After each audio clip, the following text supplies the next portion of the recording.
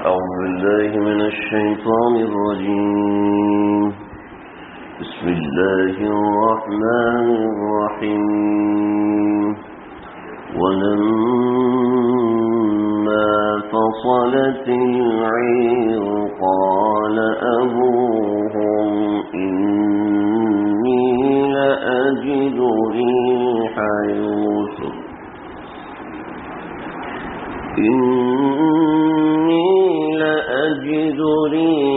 يوسف لولا أن تفندون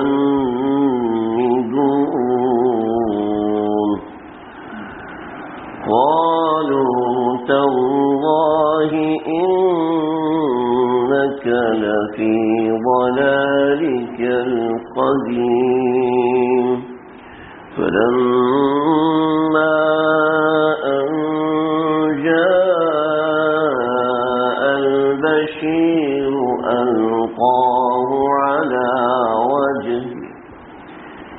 ألقاه على وجهه فارتد بصيرا قال ألم أقل لكم إني أعلم من الله ما لا تعلمون.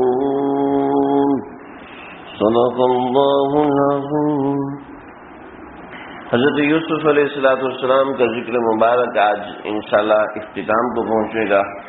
حضرت یوسف علیہ السلام اللہ کے ان جلیل القدر انبیاء میں سے ہیں کہ جن کا قصہ مکمل کا مکمل اللہ رب العزت نے قرآن میں ایک بارگی ذکر فرمایا، اور کسی نبی کو اللہ نے یہ سعادت نہیں دی کہ ایک بارگی اس کا اول تا آخر قصہ سارا کا سارا سنا دیا جائے. اور اس کے اندر ایسی بہترین نصائح اور ایسی بہترین چیزیں اللہ رب العزت نے ذکر فرمائی ہیں کہ اللہ رب العزت نے ان سب چیزوں کی وجہ سے اس کو کہا ہے احسن القصص، کہ یہ سب سے زیادہ خوبصورت قصہ ہے کہ اس میں ہر قصے کے اندر ہونے والی ہر رمز ہے، ہر ضرورت کی چیز ہے، احکامات ہیں، عبر ہے، علم ہے، اور روحانیت اور خواب اور نہ جانے مستقبل کی کیسی پیشن گوئیاں، اور اس کے ساتھ ساتھ اس کے اندر مکمل طریقے سے نبی کریم صلی اللہ علیہ وسلم سے مماثلت ہے، آپ صلی اللہ علیہ وسلم سے جوڑ ہے کہ جو واقعات سیدنا حضرت یوسف علیہ السلام کے ساتھ پیش آئے ویسے ہی واقعات ہمارے آقا صلی اللہ علیہ وسلم کے ساتھ پیش آئے، حتیٰ کہ الفاظ بھی وہی ادا کیے گئے جو سیدنا یوسف علیہ السلام نے ادا فرمائے تھے. انشاءاللہ آج ان کی کچھ باتوں کا ذکر ہوگا. یہاں سے جو آج ہم نے پڑھا ہے تو ہماری بات یہاں تک پہنچ گئی تھی. میں مختصراً آج ساری بات ذکر کر دوں. حضرت یوسف علیہ السلام نے بچپن میں خواب دیکھا، والد نے منع کیا کہ آپ یہ خواب بھائیوں کو مت سنانا، لیکن بھائیوں کے کانوں تک کسی طریقے سے بات پہنچی. انہوں نے حضرت یوسف علیہ السلام کو کنویں میں ڈالا. حضرت یوسف علیہ السلام کنویں سے نکالے گئے، لیکن کسی قافلے نے اٹھایا اور حضرت یوسف علیہ السلام کو آگے بیچا. اس قافلے نے جا کے حضرت یوسف علیہ السلام کو مصر بیچا. مصر میں آپ کو عزیز مصر نے خرید لیا اور انہی کے گھر میں رہنے لگے، پرورش پانے لگے. اس میں کیا کیا حکمتیں تھی وہ ہم نے ساتھ ذکر کی تھیں. جب حضرت یوسف علیہ السلام اپنے بلوغت تک پہنچ گئے، سمجھداری تک پہنچ گئے، 33 یا 40 برس کی عمر تک پہنچ گئے، تو اللہ نے حضرت یوسف علیہ السلام کو نبوت عطا فرمائی. اور نبوت عطا فرمانے کے بعد اس گھر کے اندر ایک خاص مقام حضرت یوسف علیہ السلام کا تھا. لیکن عزیز مصر کی بیوی نے حضرت یوسف علیہ السلام کو بہکانے کی کوشش کی، اور اسی آزمائش اور ابتلا میں حضرت یوسف علیہ السلام جیل میں گئے.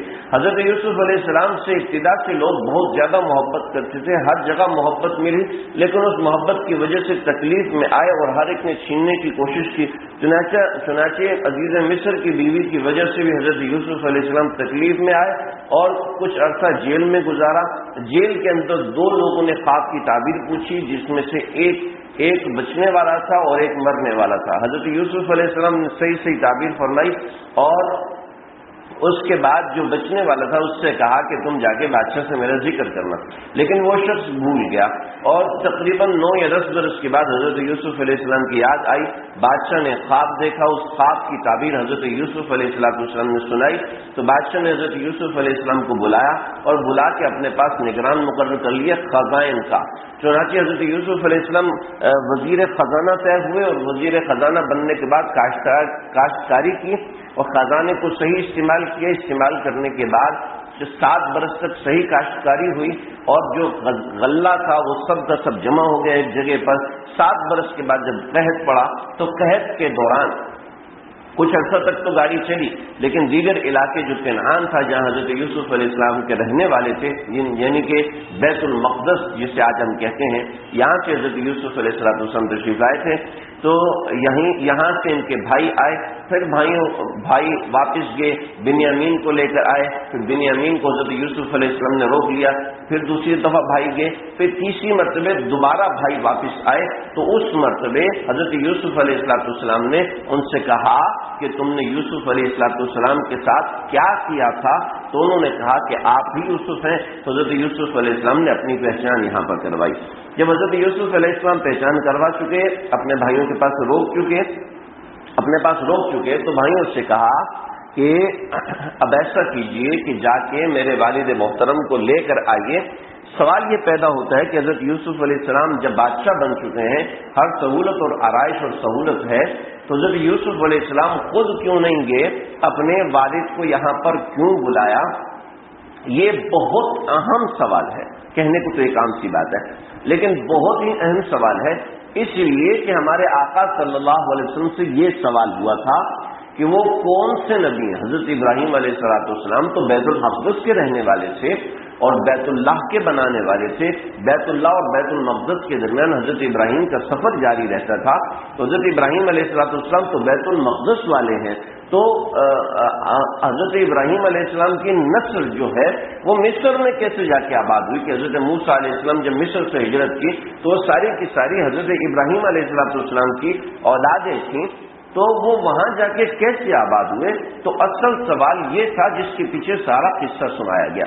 تو حضرت یوسف علیہ السلام کو اللہ رب العزت کا یقیناً حکم ہوگا، اس حکم کی بنیاد پر اللہ رب العزت کی فرما برداری نے حضرت یعقوب علیہ السلام کو مصر میں بلایا، تو یہی وجہ تھی حضرت یوسف علیہ السلام نے حضرت یعقوب علیہ السلام کو بلایا۔ تو بھائیوں نے کہا کہ اب مسئلہ یہ ہے کہ وہ تو نابینا ہو چکے ہیں اور وہ اتنا لمبا سفر کیسے کریں گے، بڑی مشقت میں ہوں گے، بہتر ہے کہ آپ ہی چلیں۔ تو حضرت یوسف علیہ السلام نے ایک قمیض نکالی اور قمیض نکال کے ان کو دی۔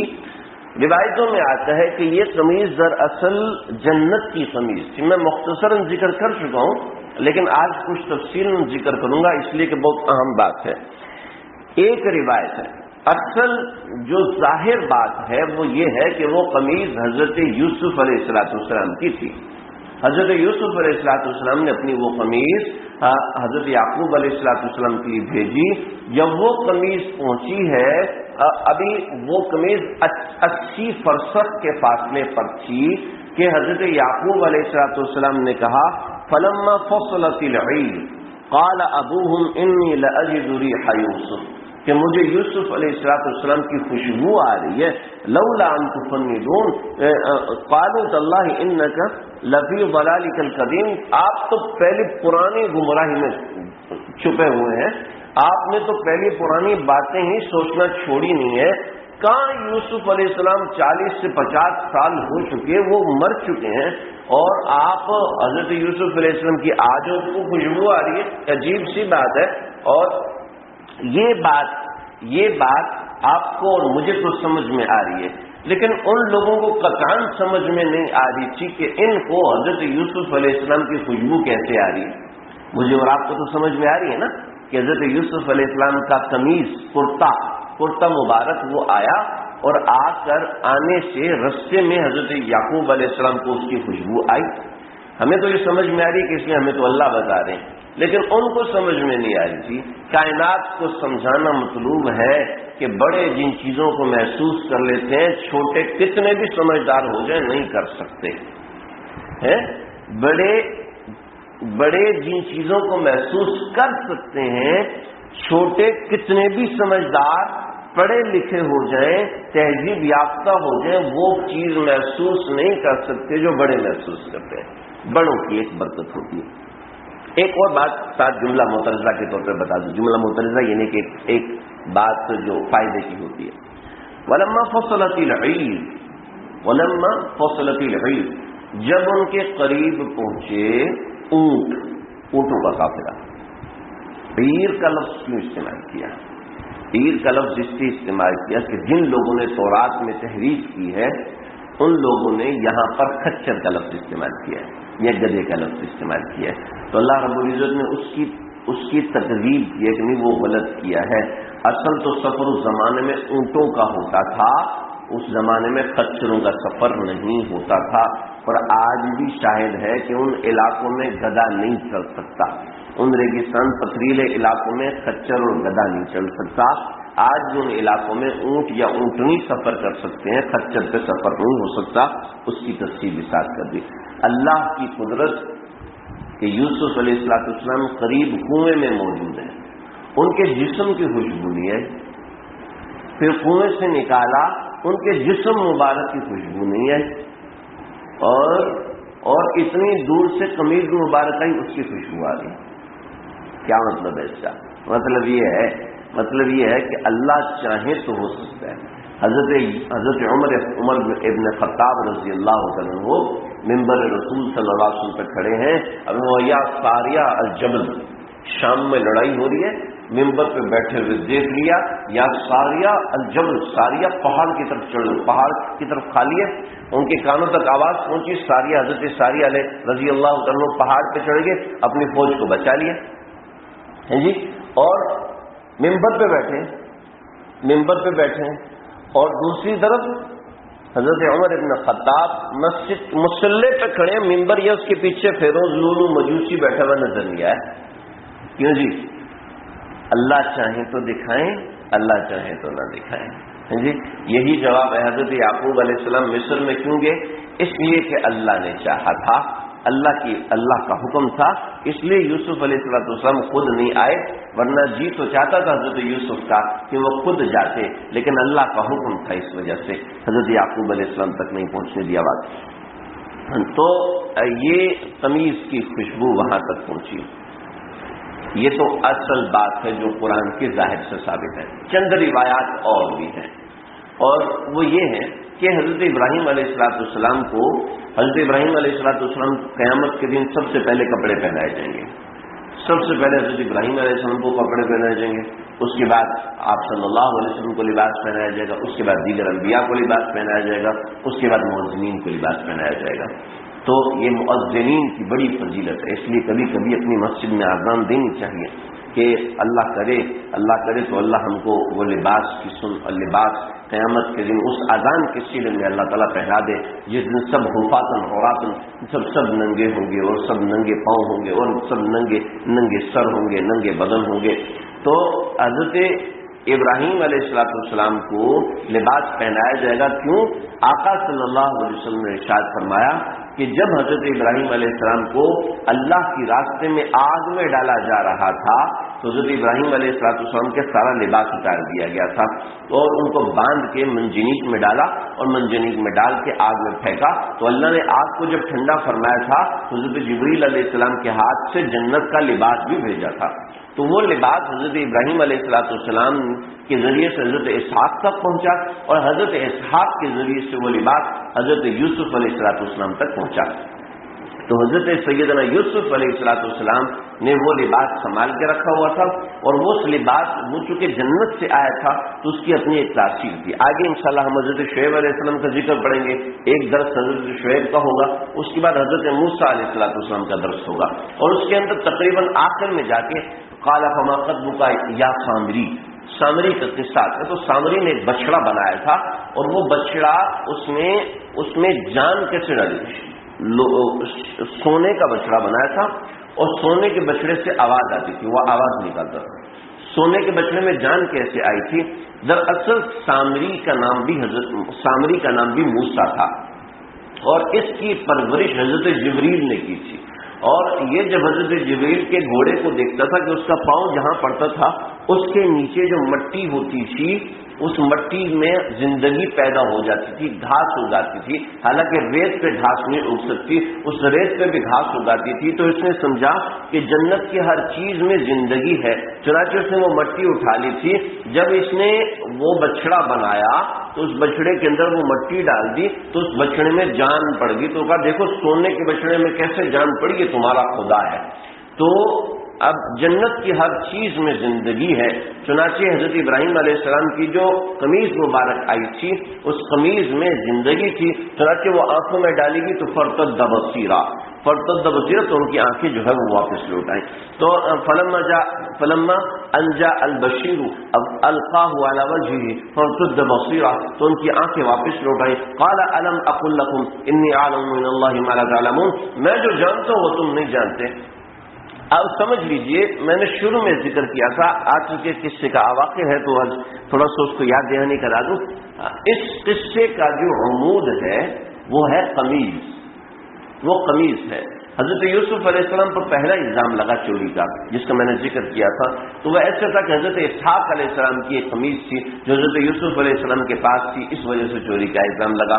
جب زلیخا نے حضرت یوسف علیہ السلام پر اعتراض کیا، پر الزام باندھا، تو اس کے وقت جب گواہی کی باری آئی تو اس وقت بھی اللہ رب العزت نے قمیض کا ذکر فرمایا۔ فلما رأى قميصه قد من دبر، جب اس کی قمیض کو دیکھا گیا اور جب بچے نے گواہی دی کہ اس کی قمیض دیکھو، اگر اس کی قمیض آگے سے پھٹی ہے تو یوسف جھوٹے اور زلیخا سچی ہے، اور اگر قمیض اس کی پیچھے سے پھٹی ہے تو اس کا مطلب زلیخا جھوٹی ہے اور یوسف علیہ السلام سچے ہیں۔ فلما رأى قميصه قد من دبر، جب انہوں نے قمیض کو دیکھا تو وہ پیچھے سے پھٹی ہوئی تھی، تو وہ وہاں بھی قمیض کا ذکر۔ اور یہاں پر جب ان کی نظر چلی گئی تو اس کے بعد بھی اللہ رب العزت نے قمیض کا ذکر کیا ہے کہ القاہ علی وجہہ فرتد بصیرہ، کہ جب ان کی قمیض اذهبوا بقمیصی ھذا فالقوه علی وجہہ ابھی یأتی بصیرہ، کہ میرے والد کی آنکھوں پہ ڈالو، چہرے پہ ڈالو تو اس کی آنکھیں واپس لوٹ آئیں گی۔ تو یہ معاملہ ہے حضرت یوسف علیہ السلام کی قمیض کا۔ جب انہوں نے دیکھا کہ ابا تک بات پہنچ گئی ہے تو صاف پتہ چلا کہ بچوں نے جھوٹ بولا تھا، تو کہنے لگے قالوا یا ابانا، اے ہمارے والد، استغفر لنا ذنوبنا، آپ ہمارے گناہوں کے لیے استغفار کیجئے، انا كنا خاطئین، ہم نے غلطی کی۔ تو قال سوف استغفر لكم ربی، کہا میں تمہارے پروردگار سے تمہارے لیے معافی مانگوں گا، تمہارے پروردگار سے تمہارے لیے معافی مانگوں گا، انہ هو الغفور الرحیم، بے شک وہ بہت معاف کرنے والا، وہ بہت رحم کرنے والا ہے۔ حضرت یوسف علیہ السلام نے فوراً معاف کر دیا۔ حضرت یعقوب علیہ السلام جو کہ سراپا شفقت تھے، باپ تھے، ان کو تو فوراً معاف کرنا چاہیے تھا۔ سوف استغفر لکم، میں تمہارے لیے معافی مانگوں گا، کیا مطلب اس کا؟ علماء نے بڑی حکمتیں لکھی ہیں، فرمایا کہ کوئی شخص اگر قصوروار ہے تو جب تک صاحب حق معاف نہ کرے اس وقت تک کسی دوسرے کی معافی معتبر نہیں ہوتی، سمجھے؟ جب تک صاحب حق معاف نہ کرے۔ حضرت یعقوب علیہ السلام کو کیا پتہ یوسف علیہ السلام نے معاف کیا ہے یا نہیں کیا جی؟ تو صاحب حق سے معافی ہوگی، اس کے بعد میں معاف کروں گا، پہلی بات۔ دوسری بات یہ کہ حضرت یعقوب علیہ السلام صاحب بصیرت تھے، حضرت یوسف علیہ السلام جوان تھے، جوان آدمی صاحب بصیرت نہیں ہوتا۔ حضرت یوسف علیہ السلام صاحب بصیرت تھے، یہ بات سمجھ لیں، لیکن اس درجہ بصیرت نہیں ہو سکتی جتنی یعقوب علیہ السلام میں تھی۔ تو حضرت یعقوب علیہ السلام کی بصیرت کیا ہے؟ صاحب قصص القرآن حضرت مولانا حفظ الرحمان سے عربی سر فرماتے ہیں کہ جوانی کے اندر انسان فوراً معاف کر دیتا ہے، آگے کے حالات کے اوپر غور نہیں کرتا۔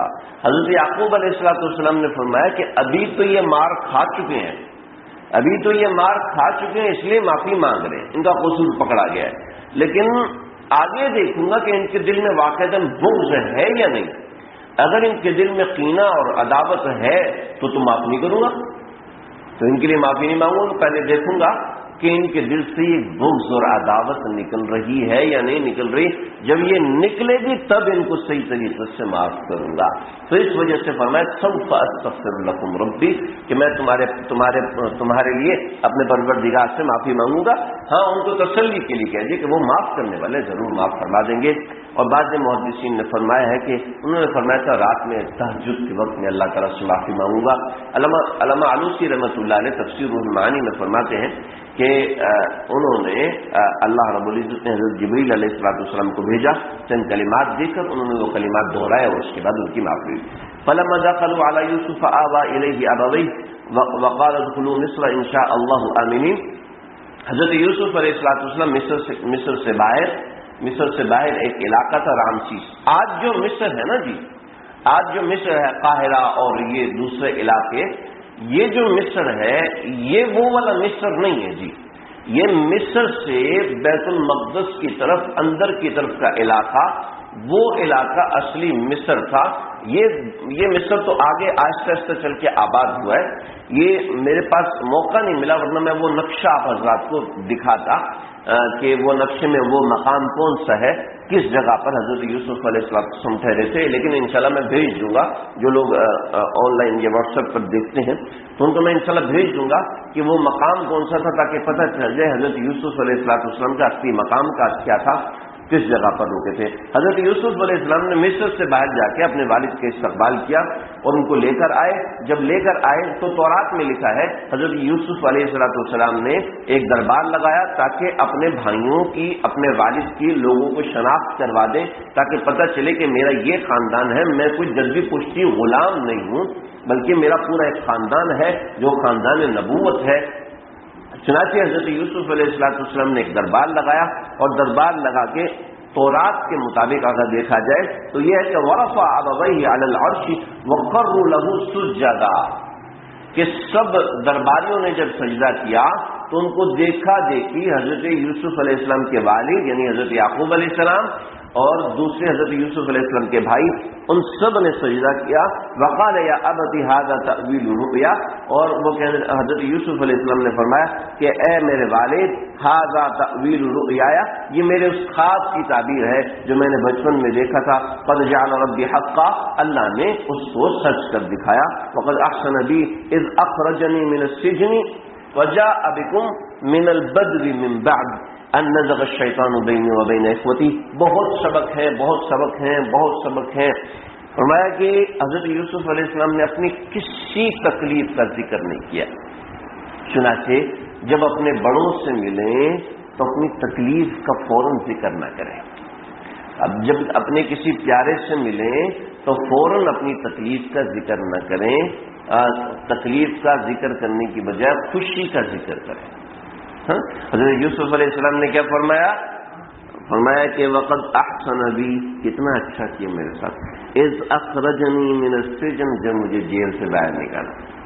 مجھ میں بہت الزام لگے، مجھے اتنی جگہوں پہ بیچا گیا، بھائیوں نے مجھے مارا، کنویں کے اندر پھینک دیا، جان کو خطرہ، 3 راتیں اندھیرے کنویں میں کاٹی ہیں میں نے، پھر 10 برس 11 برس میں نے جیل میں کاٹے ہیں، اور جیل میں ایسی تکلیفیں، جیل میں ایسی پریشانیاں، اور کوئی پوچھنے والا نہیں، کوئی دیکھنے والا نہیں. واہ کیا تھا؟ اذ اخرجنی من السجن، مجھے نکال، وجاء بكم من البدو، اور ہمیں آپس میں ملاقات کروا دی. یہ نہیں کہ 40 برس ہم نے کیسے آئے ایک دوسرے کے بغیر. ان نزغ الشیطان بینی و بین اخوتی، اور میرے والد کا دل مجھ سے، اپنے بھائیوں سے خراب نہ ہو. تو ان نزغ الشیطان بینی و بین اخوتی، میرے بھائیوں سے دل خراب شیطان نے کیا تھا، ان کا قصور تھوڑی، شیطان نے کیا تھا. ان ربی لطیف لما یشاء، کیا حکمت ہے، کیا پھر اللہ سے دعا کی، رب قد آتیتنی من الملک وعلمتنی من تأویل الاحادیث. جب بھی اللہ کی کوئی نعمت ملے تو اللہ سے دعا کرنی چاہیے. یہ دعا ہمیں سکھا رہی ہے. اللہ تعالیٰ سے دعا کرنی چاہیے. توفنی مسلما والحقنی بالصالحین ذلک من انباء الغیب نوحیہ الیک. تو یہ حضرت یوسف علیہ السلام کی اپنے والد حضرت یعقوب علیہ السلام سے ملاقات ہوگی. نبی کریم صلی اللہ علیہ وسلم کو بتائے گا ذلک من انباء الغیب نوحیہ الیک ما كنت لديهم اذ اجمعوا امرهم وهم يمكرون. اے نبی صلی اللہ علیہ وسلم، طائف سے آقا صلی اللہ علیہ وسلم واپس آئے، طائف سے واپس آئے. ابو طالب کا انتقال ہو چکا، حضرت خدیجہ کا انتقال ہو چکا، ابو لہب تنگ کرتے ہیں، ابو لہب تنگ کرتا ہے، ابو جہل تنگ کرتا ہے، امیہ بن ابی سلط تنگ کرتا ہے، مسلمان سارے پریشان ہیں.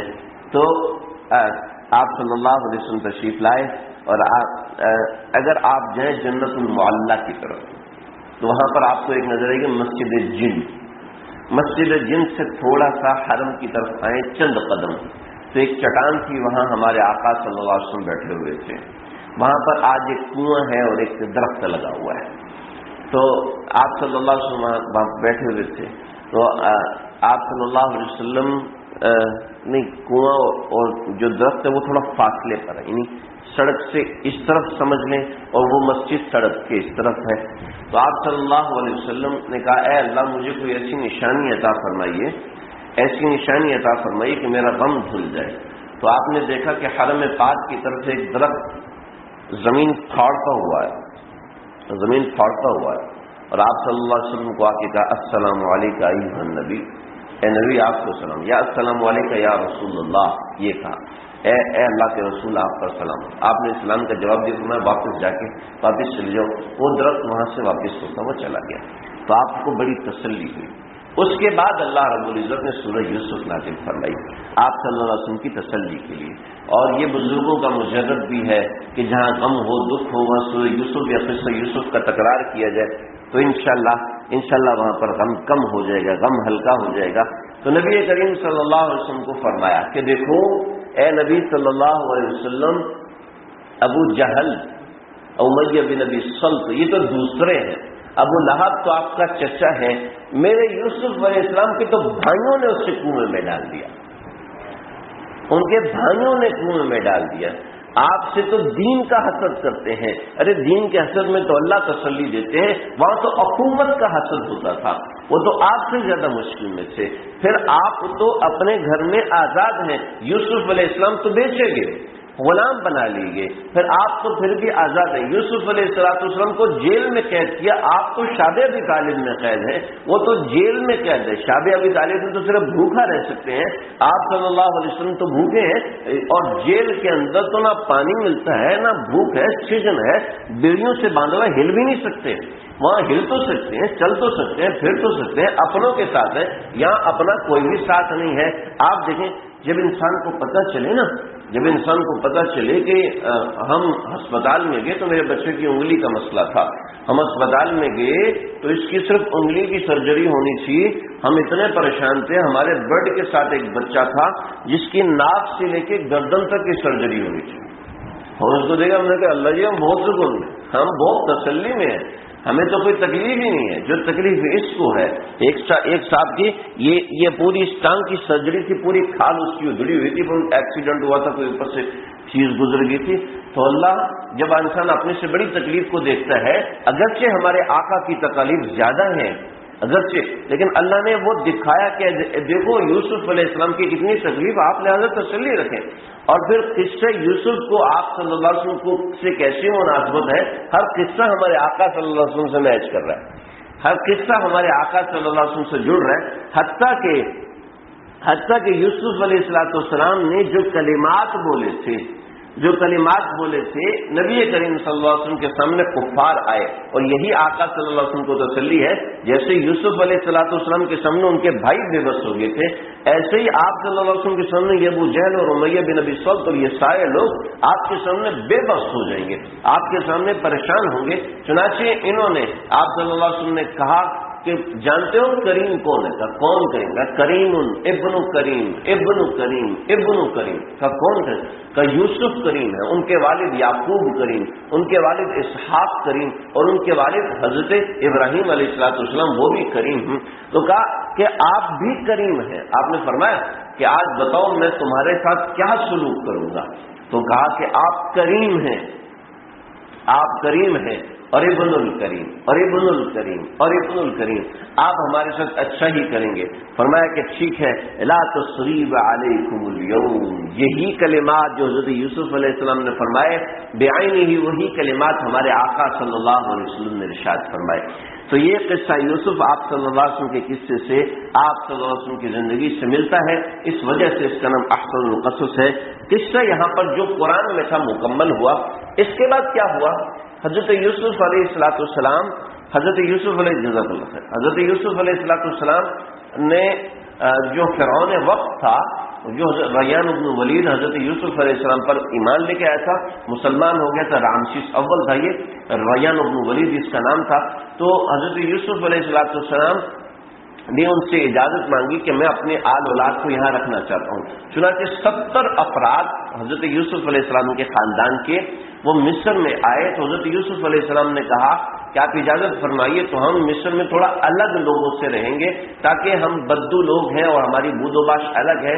حضرت یوسف علیہ السلام کی غرض یہ تھی کہ یہ لوگ دوسروں سے الگ رہیں تاکہ اپنے دین اور مسلک میں آزاد رہیں۔ لیکن آگے کے سیاق سے یہ سمجھ میں نہیں آتا، لیکن تورات میں جو لکھا ہے وہ میں نقلاً ذکر کر رہا ہوں، مجھے اس پہ تحقیق کرنے کا موقع نہیں مل سکا کہ حضرت یوسف علیہ السلام کا خاندان اکٹھا رہا یا الگ رہا۔ البتہ تورات کی یہ روایت ہے کہ وہ الگ رہے اور وہیں پر ان کی نسلیں چلیں، نسل بعد نسل وہ وہیں پر رہے۔ چنانچہ حضرت یوسف علیہ السلام کی جو اولادیں تھیں وہ اولادیں بھی یہیں پر رہیں۔ افراہیم حضرت یوسف علیہ السلام کے مشہور بیٹے ہیں، لیکن کچھ اور بھی اولادیں تھیں جن کا کتابوں کی بکیر ہیں اور بکیر کی بھی اولادیں ہیں، لیکن بکیر اور اس کی نسل کا کہیں انساب میں ذکر نہیں ہے۔ انشاءاللہ حضرت موسیٰ علیہ السلام کا جب ذکر ہوگا تو میں انشاءاللہ اس وقت حضرت یوسف علیہ السلام کا اور حضرت یعقوب علیہ السلام کی جتنی اولادیں 12 اولادیں تھیں اس کا انشاءاللہ نسب آپ حضرات کے سامنے رکھوں گا کہ حضرت موسیٰ علیہ السلام حضرت یوسف کی اولاد میں سے نہیں ہے، حضرت یعقوب علیہ السلام کی پہلی جو نسل ہے اس کی اولاد میں سے حضرت موسیٰ علیہ السلام اور حضرت ہارون علیہ السلام تھے۔ انشاءاللہ زندگی رہی تو اگلا ہفتہ نہیں تو اس سے اگلے ہفتے ہم حضرت موسیٰ علیہ السلام کا ذکر شروع کریں گے، جو بڑا زبردست اور بڑا عجیب و غریب ہے۔ حضرت یوسف علیہ السلام کا قصہ تو آپ حضرات کہیں نہ کہیں سنتے آتے ہوں گے، لیکن حضرت موسیٰ علیہ السلام کے چند ایک واقعات مشہور ہے۔ بقیہ ان کی زندگی کے شریک وہ بڑی دلچسپ ہے، بڑا زبردست ایک سفر نام ہے حضرت موسیٰ علیہ السلام کی زندگی، انشاءاللہ اس کا ذکر ہوگا۔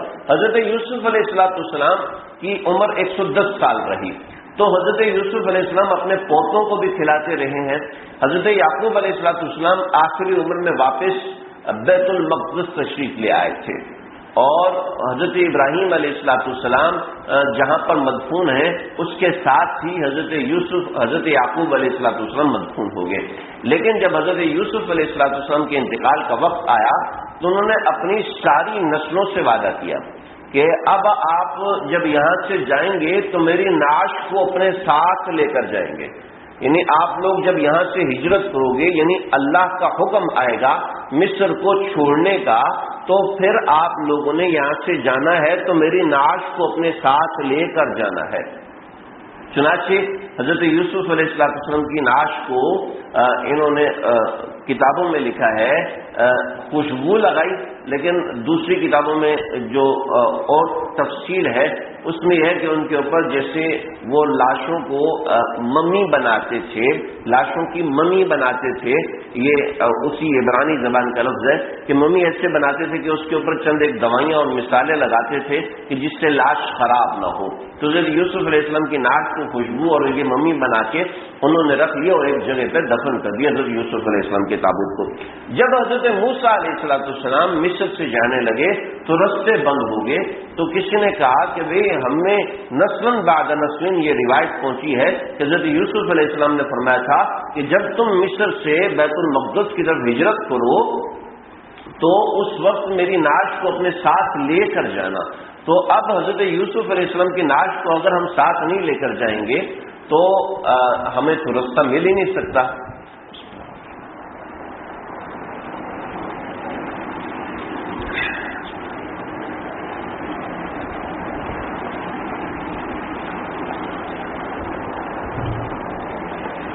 بس درس ختم کرنے والوں بھی جن لوگوں کو نیند آ رہی ہے ان کو اطلاع کرو. قصہ ختم ہو گیا, حضرت یوسف علیہ السلام کا انتقال ہو گیا. تو حضرت یوسف علیہ السلام کی نعش مبارک کے لیے حضرت موسیٰ علیہ السلام نے اعلان فرمایا کہ بھئی کوئی ہے جس کو پتہ ہے کہ حضرت یوسف علیہ السلام کی نعش مبارک کہاں پہ دفن ہے. کیونکہ حضرت موسیٰ علیہ السلام جو نسب ہے, نسب اس کے لحاظ سے پتہ چلتا ہے کہ حضرت یوسف علیہ السلام اور حضرت موسیٰ علیہ السلام کے درمیان صرف 2 نسلیں ہیں, 2 نسلیں, یعنی اتنا بڑا فاصلہ نہیں ہے.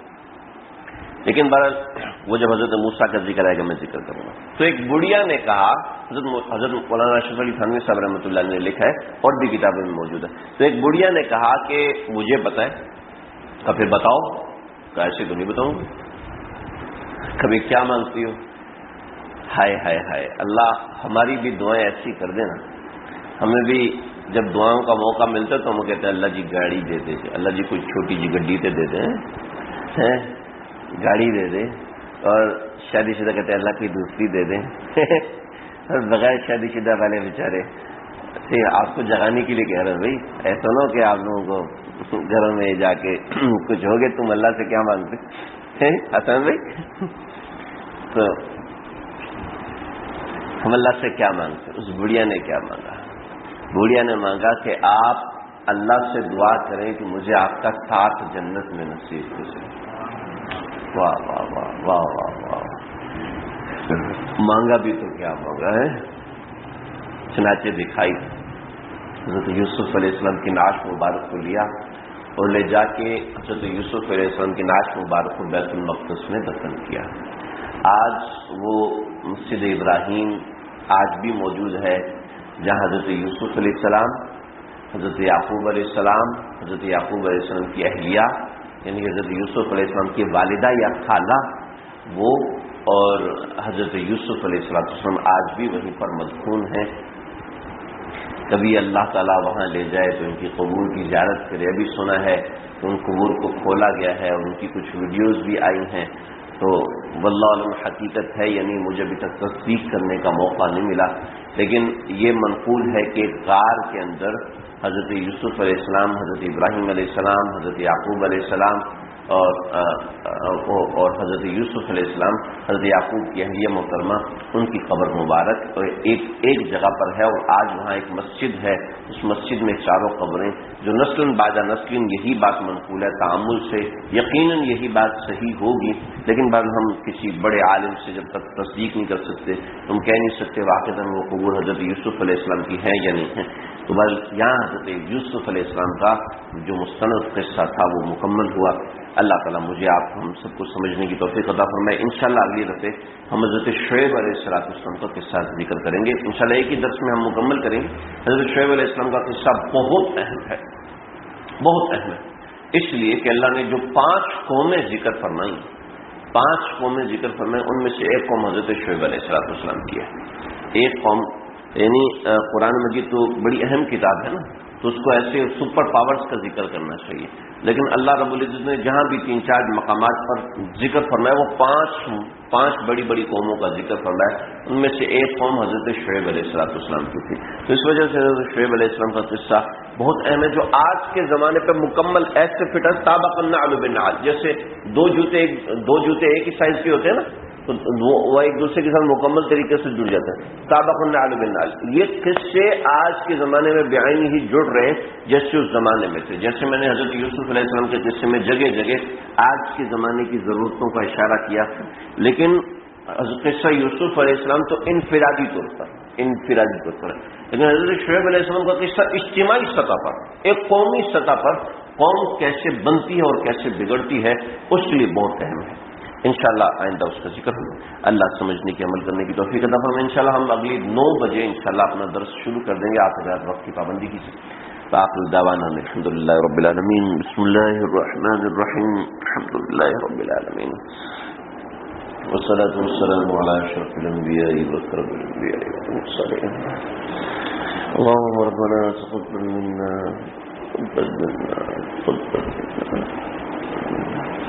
إنك أنت السميع العليم وتب علينا إنك أنت التواب الرحيم.